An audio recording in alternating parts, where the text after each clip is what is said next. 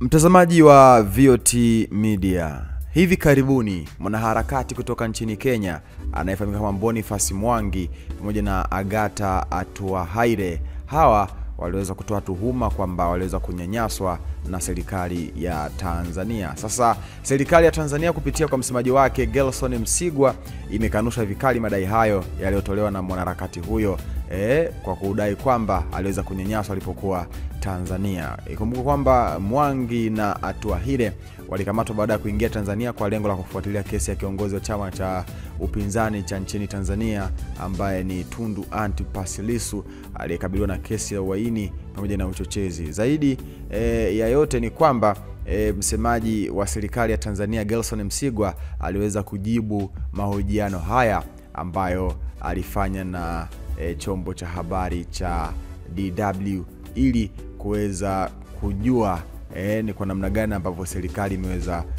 kulifuatilia tatizo hilo na kusema nini sababu iliyopelekea wao kuweza kuondolewa nchini Tanzania. Hebu msikilize Gelson Msigwa akizungumza na mwandishi wa habari kutoka DW.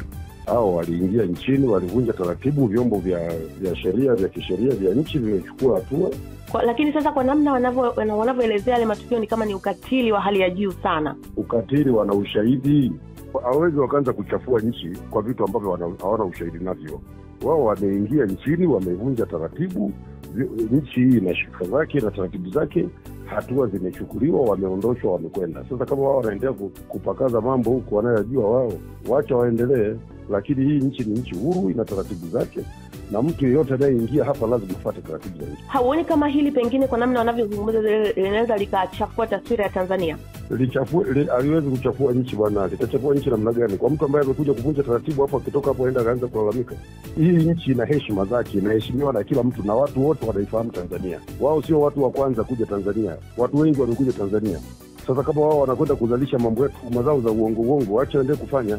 Lakini Tanzania haiko hivyo. Hivi ni vyombo vya kisheria vinasimamia sheria, na wao walivunja sheria, wamechukuliwa hatua, wameondoshwa. Na hilo halitaharibu ujirani wetu sisi na Kenya.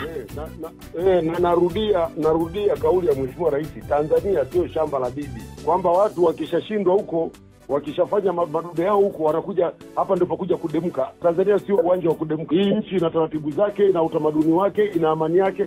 Aina ya siasa tunayofanya Tanzania ni utamaduni wa siasa ya Tanzania. Sasa mtu asitoke huko akalazimisha utamaduni wa siasa ya nchini kwake, akaja kutaka kuleta utamaduni wa siasa ya nchini kwake akauleta Tanzania. Kuna baadhi ya Wakenya sasa hivi wanaogopa kuja Tanzania wakihofia kukamatwa. Wala wasiwe na wasiwasi, Wakenya ni ndugu zetu na hakuna Mkenya yeyote anayenyanyaswa Tanzania.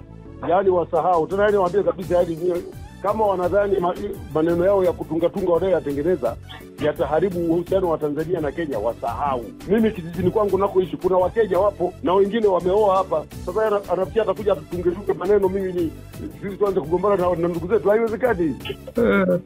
Haiwezekani, wanapoteza muda tu. Na kama wanafikiri watainterfere affairs zetu, hawawezi. Kama ni uchaguzi, sisi tutafanya uchaguzi wa amani. Sisi Tanzania uchaguzi ni sherehe. Ndio maana hata wakati wa kampeni wagombea wanaenda kwenye mikutano na wasanii, watu wanacheza, wanateremka. Ndio utamaduni wa siasa za Tanzania. Sisi hatuendi kwenye mkutano wa kampeni na mapanga na marungu na mashoka. Huyo ni Gelson Msigwa, msemaji mkuu wa serikali ya Tanzania. Niambie kwenye comment maoni yako ni yapi. Hii ni VOT Updates, wakati wote sisi tumechangamka.